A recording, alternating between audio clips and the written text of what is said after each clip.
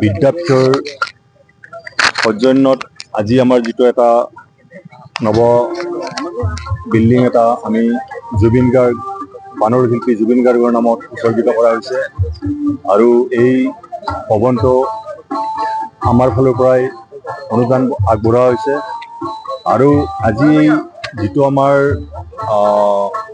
এই অনুষ্ঠান মুকলি সভাত মই অলৰেডি ভাষণতে কৈছোঁ যে এই অঞ্চলৰ আমি যোৱাকালি দেখিছোঁ ইয়াতে আপোনাৰ সাংস্কৃতিক সন্ধিয়াৰ কাৰণে মানুহ থকাৰ জেগা নোহোৱা হৈ গৈছে, গাড়ী ওলোৱাৰ ব্যৱস্থা নোহোৱা হৈ গৈছে।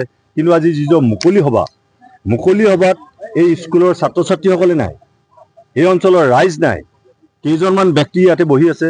কিন্তু সঁচাকৈ মৰ্মাহত হৈছোঁ এনেকুৱা এটা অনুদান দিয়াৰ পিছত এখন ৰাজহুৱা সভাত যাতে এনেকুৱা ধৰণৰ এটা অনুষ্ঠান মানুহ নাই, তে এই অঞ্চলৰ মানুহে আচলতে লাজ পাব লাগে।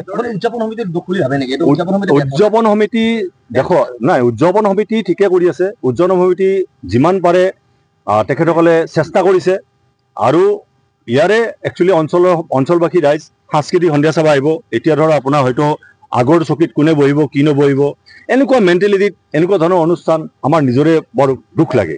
একচুৱেলি মোৰ নিজৰ অলপ বেয়া লাগিছে যে এনেকুৱা এটা অনুষ্ঠান আগবঢ়াই আজি এনেকুৱা ধৰণৰ এটা পৰিৱেশ সৃষ্টি হ'ব বুলি মই ভবা নাছিলোঁ। গতিকে আগন্তুক দিনত যাতে এনেকুৱা ধৰণৰ পৰিস্থিতি নহয় তাৰ কাৰণে ৰাইজ সজাগ হ'ব, তাৰ কাৰণে আশা কৰিছোঁ। ধন্যবাদ।